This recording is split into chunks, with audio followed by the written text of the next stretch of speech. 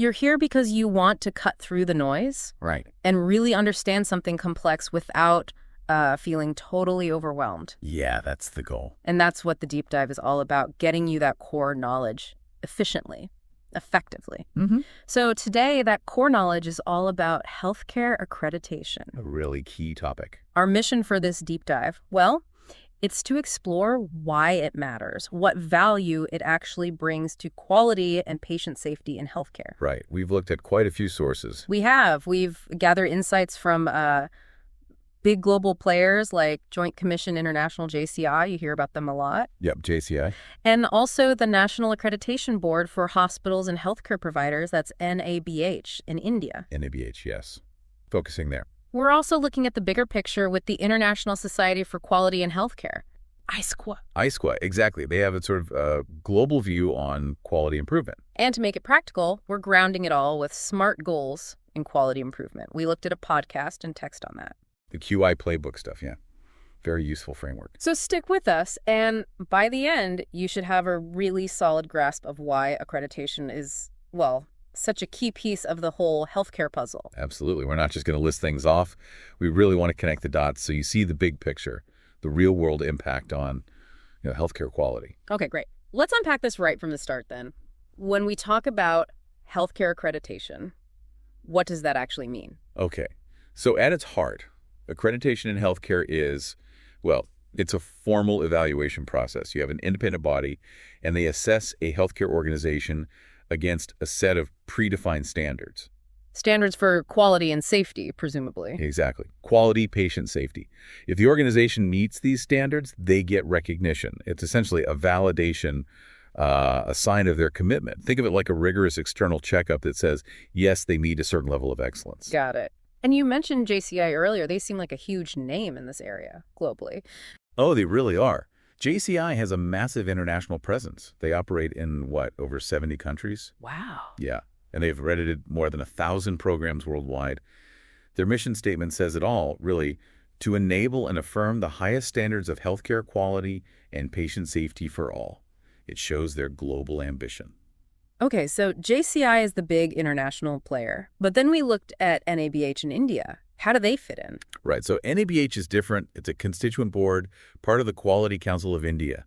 Their main job is developing and running accreditation programs specifically for healthcare organizations within India. Ah, okay, so more country-specific. Exactly. They're key for setting the national benchmarks for healthcare in India and, making sure it meets the needs of consumers there. And then there's ISQA, the International Society for Quality in Healthcare. Their name sounds broader? It is. ISQA is a bit different again. It's a not-for-profit, been around for over 30 years, and they're all about promoting quality improvement globally. How do they do that? Well, through education, sharing knowledge, best practices, Yeah. and they also do external evaluations of healthcare systems themselves, sort of assessing the assessors sometimes. Interesting. Okay, so we've got a feel for who's who and what accreditation basically is.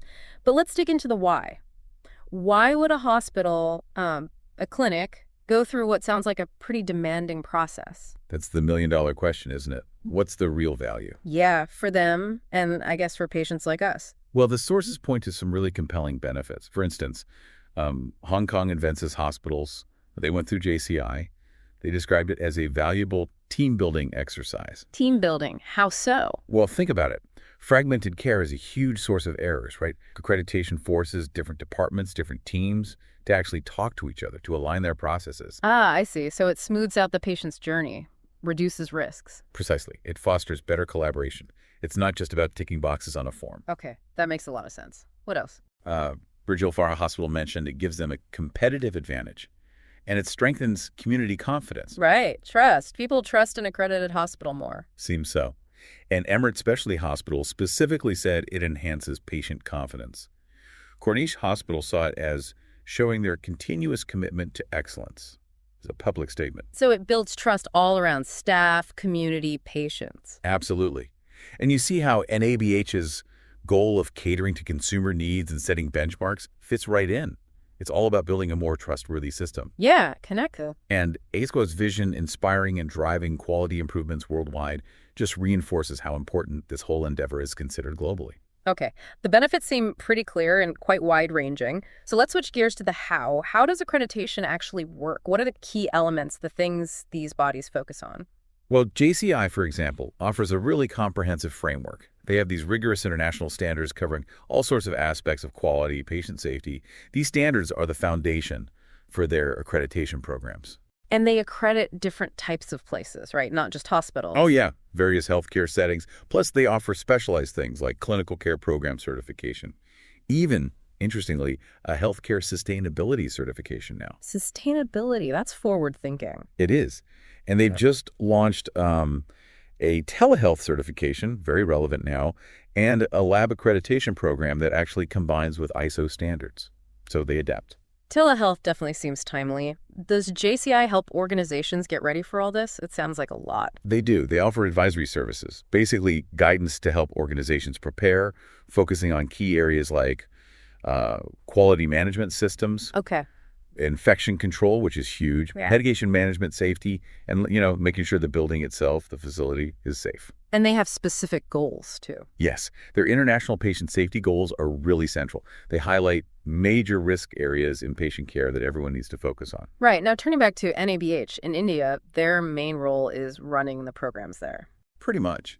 NABH is focused on establishing and operating their accreditation programs and setting the benchmarks that are most relevant for India's healthcare system. Gotcha.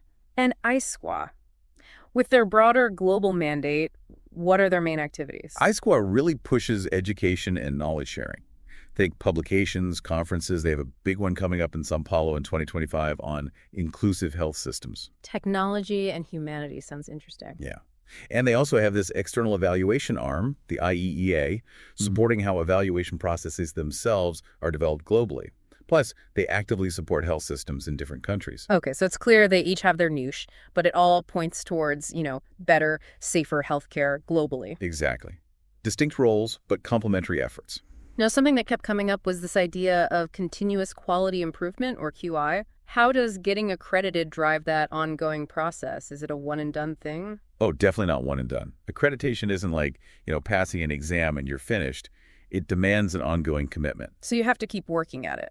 Absolutely. Accredited organizations are expected to constantly monitor how they're doing, find areas where they can do better, and actually implement changes. Yeah.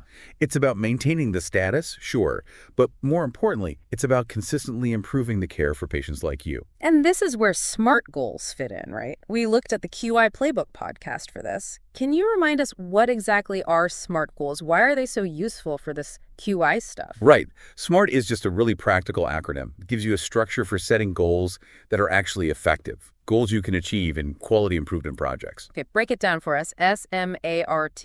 What's the S? S is for specific. Your goal needs to clearly define what you want to do, maybe where, and ideally how. So instead of just saying improve patient safety, Which is way too vague. exactly, a specific goal might be reduce central line infections in the ICU by using a standardized insertion checklist. See? Much clearer. Okay, specific. What about M? M is measurable. You need numbers, quantifiable metrics so you can actually track if you're making progress. Not just reduce infections, but reduce central line infection rates by 15% over the next 6 months. Got it. You need that target. A is next. Achievable. Achievable, yeah. Yeah. It's about being realistic. The goal should stretch the team, sure, but it has to be doable with the resources and time you have. Right. Aiming for 0 infections overnight probably isn't achievable. Probably not. But maybe a 15% reduction through specific actions is. It keeps the team motivated if they feel it's possible. Makes sense. Then R for relevant. How does that fit? Relevant means the goal has to matter to the bigger picture, to the organization's main priorities. If a hospital wants to improve patient outcomes and maybe save money, Which they usually do. right, a relevant goal could be decrease the average length of stay for pneumonia patients by improving early mobilization. That helps patients recover faster and uses resources better. It aligns. Okay. And finally, T. T is for time-bound. Simple but crucial. The goal needs a deadline, a start date and end date. It creates urgency and lets you know when to check if you actually hit the target. Like, increase patient satisfaction scores by 10% within 3 months. Exactly like that. The time frame focuses the effort. The QI playbook had that great real-world example, didn't they, about infections. They did, yeah. Surgical site infections, SSIs, a really common problem. Their SMART goal was something like reduce SSIs by 25% within 6 months. Specific, measurable, time-bound. By consistently using a pre-surgical hand hygiene bundle and an antibiotic stewardship program. Ah, so the how is built in, too. Yeah. And relevant, obviously. Achievable. Apparently so. They felt it was achievable, and crucially, it was relevant, directly impacted patient safety and quality. It ticked all the SMART boxes. And did it work? What were the results? It worked really well, actually. They achieved, I think it was a 27% reduction in SSIs. Better than the goal. Yeah. Which meant fewer complications for patients, shorter hospital stays, Yeah. and obviously better quality scores for the hospital. It's a fantastic example of how a well-defined goal drives real change. It really is. Okay, so let's tie this all together now. We've talked about accreditation bodies like JCI and NABH, and we've talked about SMART goals for improvement. How do organizations actually use these QI methods, like SMART goals, when they're trying to get accredited? Well, they're really intrinsically linked, you see. An organization going for accreditation, whether it's JCI, NABH, whatever, can use that SMART framework as a practical roadmap. A roadmap to meet the standards. Exactly. To meet the required standards and demonstrate real, tangible improvements in the specific areas accreditation looks at. Say, an accreditation standard is about medication reconciliation. Making sure medication lists are correct when patients move around. Right. The hospital could set a SMART goal. Improve the accuracy of med reconciliation on admission by 95% within 4 months using a new checklist and pharmacist review. So they use the SMART goal to actively achieve what the accreditation standard requires. Precisely. And they can then show the accreditors the data, proving they met their goal and improved care. You know, it makes me think back to that Hong Kong hospital calling accreditation a team-building exercise with many learning opportunities. It sounds like that whole comprehensive review process really meshes well with the structured approach of QI and SMART goals. It absolutely does. They complement each other perfectly. Accreditation gives you the big framework, the external stamp of approval, Yeah, the benchmark. While QI methods like SMART goals give you the tools, the actionable steps, and the data to actually drive and prove that quality and safety in a way you can measure, it fosters that culture of always learning, always improving. Okay, fantastic. So as we wrap up this deep dive, what are the main messages? What should people really take away about accreditation and quality improvement? I think the core takeaway is this. Healthcare accreditation is a really vital framework. It helps organizations systematically get better at delivering quality and safe care to you, the patient. And organizations like JCI, NABH, ISQA, they're key players. They're instrumental, setting standards, guiding folks, sharing what works best, whether globally or nationally. And crucially, actually achieving accreditation and, more importantly, achieving real improvements is massively helped by using QI tools.